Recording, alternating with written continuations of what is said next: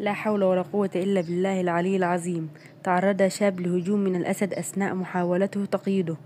في 1 أبريل عام 2025 تعرض الشاب محمد إبراهيم البالغ من العمر 23 عام لهجوم من أسد أثناء عمله في سيرك بمدينة طنطا بمحافظة الغربية. وقع الحادث أثناء تقديم عرض للسيرك، حيث انقض الأسد على محمد والتهم جزءا من ذراعه اليسرى، مما أدى إلى بترها من فوق الكوع.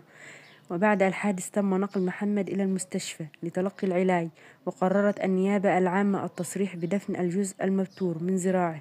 ويذكر أن هذه الحادثة ليست الأولى من نوعها.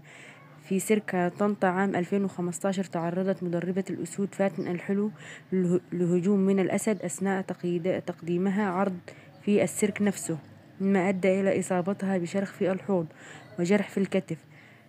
تسلط هذه الحوادث الضوء على المخاطر المرتبطة بتدريب وتقديم عرض مع الحيوانات المفترسة، وتؤكد أهمية اتخاذ جميع إجراءات السلامة اللازمة لحماية المدربين والجمهور.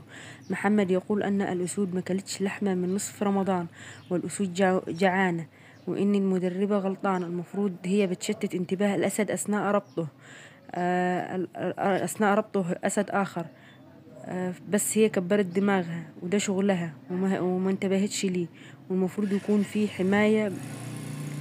حماية بطلق ناري على الأسد أثناء التهامه أي أحد من المدربين أو العاملين بالسيرك.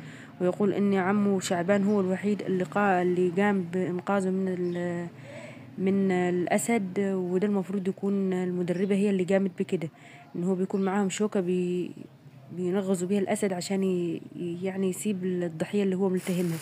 هو شغال في السيرك ده بقاله 10 سنين، وبيقول إنه هو ضحوا بيه وضحوا بدراعه. مجوع الأسود والنمور ما فيش لحمة عندهم. ويقول إن محدش سأل عليه من المدربين في السيرك. ويقال إن ثمن الأسد 1,000,000 جنيه. أبوه بيصلي على دراعه صلاة الجنازة على دراعه المبتور داخل المقابر في حالة انهيار تام. ويقول مستقبل ابني اتدمر وفرحه بعد العيد، ويطالب بحق ابنه يجيله حقه عشان هو كده بقى عاجز وليس له دخل آخر. ربنا يصبر أهله ويصبر محمد.